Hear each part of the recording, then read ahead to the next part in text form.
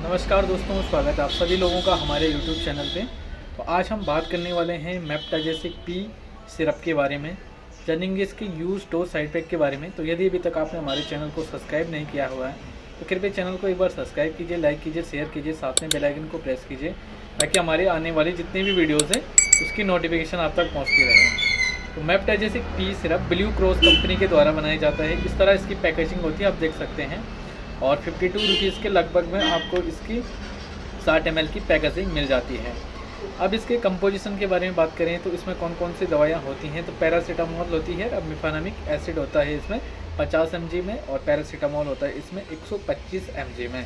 तो जो syrup form का प्रयोग बच्चों में किया जाता है, टैबलेट फॉर्म में भी आता है, वो बड़ों एडल्ट में इसका यूज़ किया जाता है। तो सिरप का यूज आप 10 से 12 साल तक के बच्चे में इजली कर सकते हैं। अब हम इसके यूज़ के बारे में बात करें तो बच्चों में बहुत सारी समस्याओं का सामना जब बच्चा करता है तो उस कंडीशन में इसका प्रयोग किया जाता है। सबसे पहले इसके यूज़ के बारे में बात करें तो आप मैं को बता दूं कि ये एनाल्जेसिक और प्रॉपर्टीज़ रखती है, और एंटीपायरेटिक और एनाल्जेसिक प्रॉपर्टी ये रखती है, यानी कि आपके जो बॉडी के टेम्परेचर को मेंटेन करने का कार्य करती है। आपके बॉडी में जो दर्द हो रहा था उस दर्द को कम करने का कार्य करती है। तो इसका सिरप का फॉर्म बच्चों में प्रयोग किया जाता है। जब भी बच्चों को बुखार आता है, दर्द के साथ बच्चों को तेज़ बुखार आता है, उस तेज़ बुखार को कम करने के लिए इसका प्रयोग किया जाता है। और सिर के दर्द में इसका प्रयोग है। जब भी बच्चों में हेडेक जैसी समस्या होती है, हेडेक में इसका प्रयोग किया जाता है।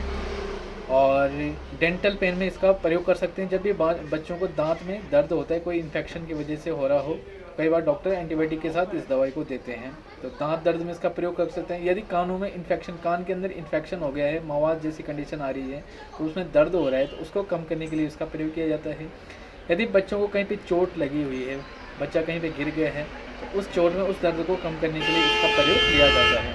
यानी कि बुखार को कम करने के लिए, दर्द को कम करने के लिए, दांत में हो रहे दर्द को कम करने के लिए, कानों में हो रहे इन्फेक्शन को कम करने के लिए इसका प्रयोग किया जाता है।